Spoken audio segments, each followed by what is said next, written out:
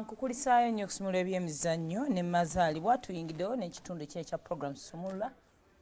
Oranso okukola enviri z'abali mu buyinza.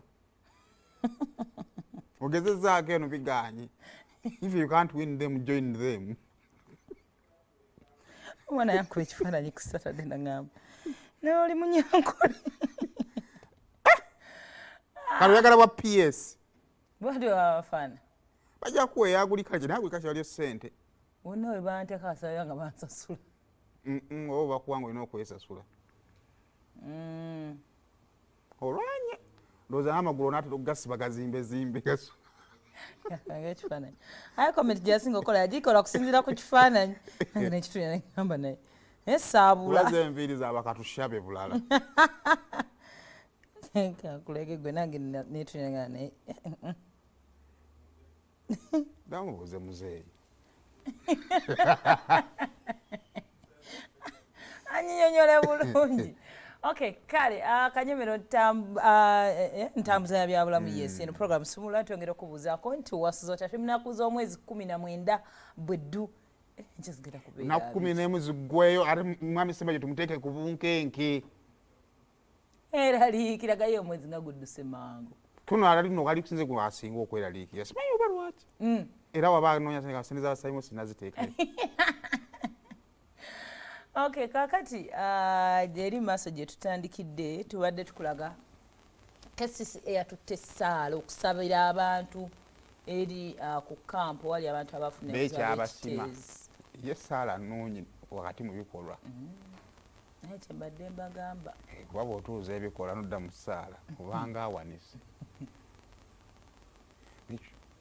Abantu Katonda bamwetaaga naye n'ow'okusula beetaagawo nnyo, emmere bagyetaaga. Omulabye Idi yabale kunyumira ssaala naye bwe bati abantu kakati olunaku olwaleero it is World Humanitarian Day. Okay. It is an international day dedicated to recognize humanitarian personnel and those who have died working for humanitarian causes, humanitarian actions. Oba ebintu eby'obuntu ebigendera okutaasa abantu.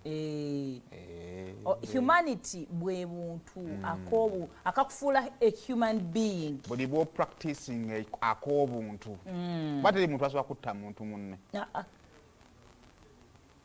Taliyo. Olaba nti Jingo abatta bayitanga bamuntu nsolo.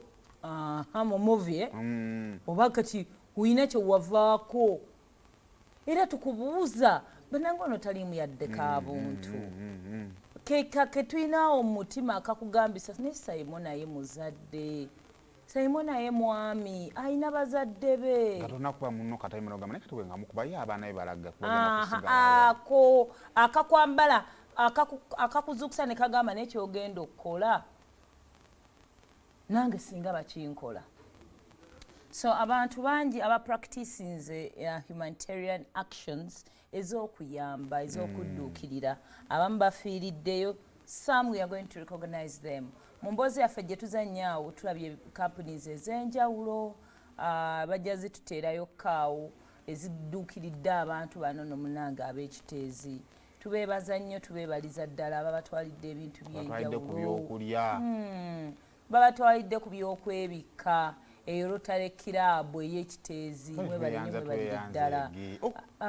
Munnaye kaba kabuntu akagamba we neebase wano ne maama abeeringa empewo ebakunkumula bulala. N'ofuluma bufulumi bw'oti ogenda okunkumula ebwalo n'ogamba olaba enfu y'enzirayo munda. Naye atalina gy'adda. Bano Bayisiraamu bambi ab'enjawulo mwenna abantu ssekinnoomu. Eyakutte mu ngoye awuzaalira nagakaba. Abana kulumukaga n'enjogolo ntwogera ku guboozi oba kale gwali gwa kisiru. Gamba mama n'ekino abayimbi baffe nakyo kyabalemye. Lwakwa kyali kya busiru. Kyali kya busiru tusobola kutega kusonga mu banno nga gwe tukoze eki teweesonzeemu nga nakyowozaako ekyabayimbi naye ngamba munne ate ebiseera ebimu ekintu kiyinza okukulema ng'oli wekka ne munne ate muba mwekutte nga mina nezi WhatsApp group mina ne gye musisinkanira naye ako kyali kya busiru. Tosobola kudda okulowooza kintu kya busiru. Bagamba gwe wakozeewo ki. Ganaawo abantu bakuwagidde. kyali kya busiru nenkireka naye gwe kyandibadde bane kyo kinyuma kyo kyandibadde kirabika bulungi nnyo n'okugenda kukuba tosobola n'okuleeta omufaisi otogisobola era nakyo bwe yakutyaku gavumenti naye kyabusiru ate nomunaye balina n'abantu babe be basobola okugamba bafanzi bange mumpeeyo naye kisigala ekyobusiru kisigala kyaki noli n'agamba namwe bafanzi bange mumpeeyo naye oli n'agamba kale n'okucoordinatinga buno bufanga walaba buno busimaze bustand gundi obwaliwa nowa mu America wa ono ga yali yesi we batira gayo musisi ite ewa kigambo kivudde mu mutwe ati kale we stand for people in Kitezi ensekale sinemanya nti abantu baffe bayikoze eki ate bine bakunganira alaba banne olumu ideas mune obeera nazo ne bwobeera obwomu olumu teziwera kale humanitarian nalabayo Amelia Nambala ngwe bale wa mama Amelia ebifaananyi bye balaga yali ayimiridde ng'apoozinga bati nga bwe mmanya Amelia ku byempulidde byakolera abantu teyagenda kasasiro kwekubya bifaananyi just video ng'awa abantu ze tutaalaba naye Amelia alina kyeyakolera abantu beyo tukwebaza Amelia kyewakola kyali kirungi nnyo tuyinza okuba tetwakiraba nalabyako n'abantu eyo ku naddala tubatuyita mmwe mu luzungu olwo mwogera muwanya amagezi omanyi lwaki abantu bano baweera mu kamera kulaga balala nze nakijja kukweraga kwasinga kweraga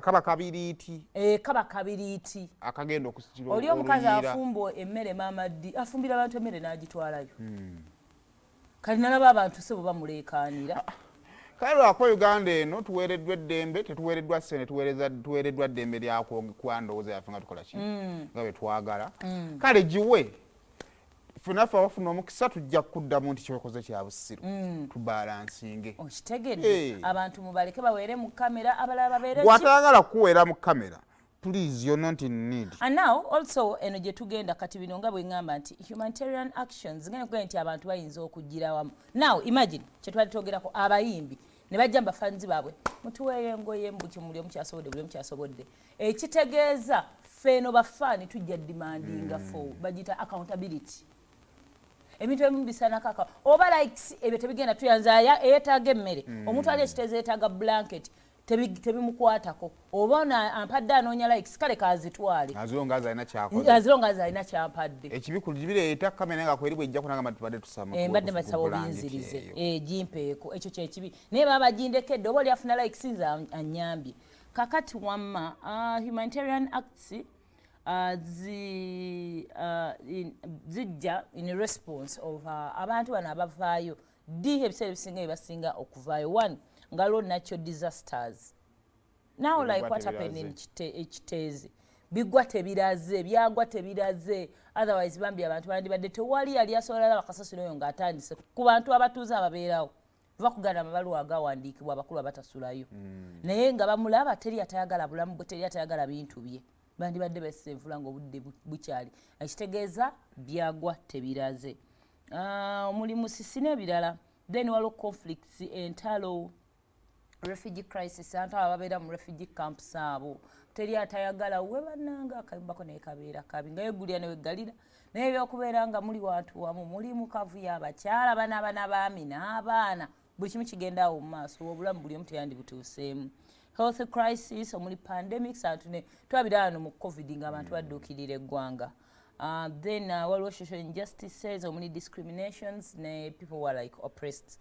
that is when we tuyina okuviirayo ng'abantu ne tuyambagana kakati lwaki ekisookera ddala to provide emergency assistance kyetwogerako wano abantu b'ekiteezi beetaaga emmere beetaaga basic needs beetaaga emmere beetaaga okusula beetaaga obujjanjabi twagattako n'okwambala n'okugenda emmanju twetaaga emmanju okwewala ebirwadde kubanga kya buntu buli ali afulumya bw'oyingiza ofulumya so kya buntu awo we tutakikola then tugenda ate kuvaamu ndwadde twetaaga buyambi ate tudde mu buyambi so ekirala to support long term that is support long term recovery and development kati awo mulimu ate abalina okutuuka ku eyo level kati nga betugamba abantu basaana tebagenda sulaawo tebagenda sulaawo mu campusi mu tents kati balina okubayiiza okubeera nga bagenda gye banaabeerera ddala. Advocate for human rights and dignity.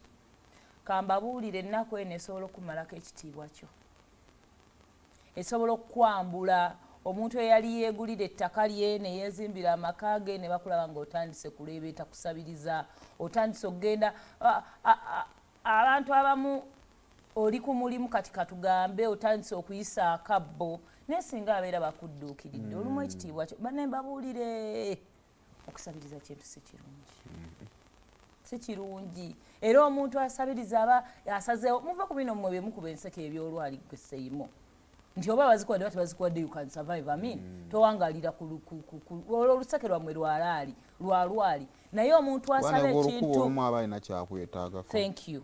Olumu ogamba yafe neetaaga nange kamukuba oluseke naye waliwo omuntu nga ddala yeetaaga era najja n'asabiriza nga amazima bw'otamuwa they are not going to survive. Yeah? So olumu bantu baggwamu buggwa ensonyi bambi abantu okutuuka nga kati we bali basula tebeemanyi nako buli omu abadde n'amaka ge kati basheyalinga we basula kuba kuweebuukwa nga kukuli mu mutima. Yeah? Then also foster community resilience and capacity building. Byonna birina okubeera nga bitambula omuntu okubeera ng'odda mu mutima n'okoma n'ogamba mambi people care. Bw'oba obadde amaanyi suubiri kuggwamu n'ogamba I need to survive obulamu bulina okubeerawo. I'm not giving up on life. Olaba n'abantu tebatuvudde mbe tutamanyi. So waliwo ebintu ebisobola nga maliriza ebisobola olemesa embeera eno. One, biri bye tubagambe kati nga information and communication. Oba abantu bapostinga oba batimba lwaki tujja ne tubyogerako so that abalala basobola okugamba banne bali nno baawaayo and all that naffe tugende tuweeyo. Then ekirala singa amanye ebiseera ebisinga enjega bwegwa ewantu.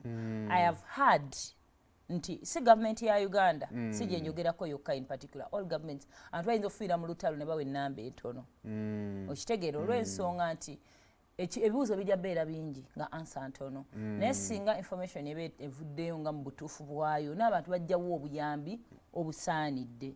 Others bayinza omaliriza nga tebabadde bantu obuyambi bubasaanidde kulwokubanga ne information bawa imbi. Tulina ensonga ya bureaucracy kino it regulates and kulwokubanga tewali waliwo ensonga eya ebintu obutayita mu budde kati companies ezimu organizations ezimu tezijja kumanya bukulu bwa kuyamba olw'ensonga nti mulimu abakuba ekikono okitegeera kakati nekidilayinga okuyamba abantu bano mumanye obukulu obuli because bino ebintu tebiza magoba kuno kuyamba kyetwayogeddeko ak'obuntu olumu tekasasula justice equal satisfaction ku mutima nti bambi nina gwe nayambyeko here and there. So wabeerawo disaster ng'eno ate temulina ati mu budget yaffe ya 2024 tebyafulumiramu mukole kye muteekedde okukola za kampani muyambe mukama alisasulireyo oba ali balaba nze kubanga bannange nze omuntu nange gwenda byayamba omuntu nange wenja owagira ekyo kyo kya buntu. Then tulina ebintu then the political and diplomatic obstacles ate olulabayo ono oyo naye alabika nanoonya kalulu onaye alabika ali ku kabampaane ebyo byonna tubijjemu tuve ku bantu abantu bayambe abantu oba yagenze n'alaba abantu ne bamuwa akalulu bakamuwa akagwanidde kuba yayambye ekikulu kuyamba wano tusigazeewo ensonga egyo kuyamba ebisigadde byonna tubiteeke wabbali. Enguudo ez'obuntu zitwongera n'okujjukira abantu waliwo omusawo yafiira mu ddwaliro ly'e Lacco myaka no 15 emabega muzimu ku outbreaks z'Ebola ezasooka yafa ali mu kutaasa balwadde b'Ebola. So waliwo n'abantu abali naddala mu basawo mu basomesa ba service providers ebintu ebyo tuna organizations ng'ezo Red Cross ezenjawulo zonna ezidduukirira bo we mulaba obuzibu nga temusobola nalinnyayo nakola kibo bagamba gundi yasusse nga yalwana awuli ayagala nakola kimala kulaba nga asaaza obwo bayita omuntu.